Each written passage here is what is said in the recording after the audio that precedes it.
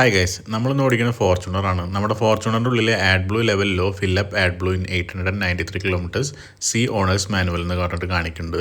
അതേപോലെ തന്നെ നമ്മുടെ ആഡ് ബ്ലൂവിൻ്റെ വാർണിംഗ് ലൈറ്റും നമ്മളെ മീറ്ററിൽ കത്തി കിടക്കുന്നുണ്ട്. അപ്പോൾ നമുക്ക് ഈ വണ്ടിയിൽ ആഡ് ബ്ലൂ ഫില്ല് ചെയ്യാൻ നമുക്ക് ആദ്യം വേണ്ടത് ആഡ് ബ്ലൂ തന്നെയാണ്. അപ്പോൾ ആഡ് ബ്ലൂ നമുക്ക് വാങ്ങണം. ആഡ് ബ്ലൂ വാങ്ങാൻ വേണ്ടിയിട്ട് നമ്മൾ വന്നിട്ടുള്ളത് നിപ്പോൺ ടയോട്ടയാണ്. നിപ്പോൺ ടയോട്ട നമ്മുടെ പുഴയ്ക്കലുള്ള നിപ്പോൺ ടയോട്ടയിലേക്കാണ് നമ്മളിപ്പോൾ വന്നിട്ടുള്ളത്. അപ്പോൾ നമ്മൾ ആഡ് ബ്ലൂ വാങ്ങിയിട്ട് ബില്ലിങ്ങിന് വേണ്ടി വെയിറ്റ് ചെയ്തിരിക്കുകയാണ്.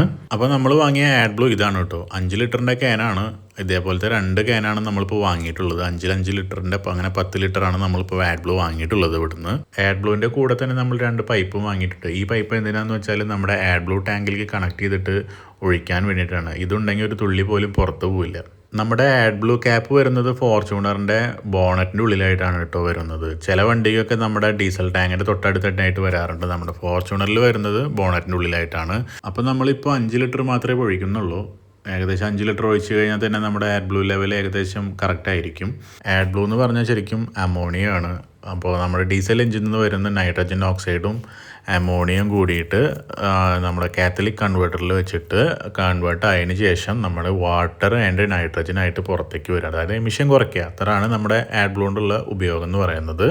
അങ്ങനെ 5 ലിറ്റർ നമ്മൾ ഒഴിച്ചതിന് ശേഷം നമ്മൾ വണ്ടി ഒന്ന് സ്റ്റാർട്ടാക്കി നോക്കണം. നമ്മുടെ ഇപ്പോൾ ആഡ് ബ്ലൂവിൻ്റെ വാർണിംഗ് ലൈറ്റൊക്കെ പോയി. ബാക്കിയുള്ള 5 ലിറ്റർ ഇനി നമ്മൾ അടുത്ത വാർണിംഗ് വരുമ്പോഴേ ഒഴിക്കുന്നുള്ളൂ. അപ്പോൾ നമ്മളവിടെ വണ്ടി കയറ്റിയിട്ട് ഞാൻ ഇപ്പോൾ വീട്ടിലേക്ക് നടന്നു. അപ്പോൾ ഈ വീഡിയോ നിങ്ങൾക്ക് ഇഷ്ടമായെന്ന് ഞാൻ വിചാരിക്കുന്നു. ഇഷ്ടമായെങ്കിൽ ലൈക്ക് ചെയ്യാം.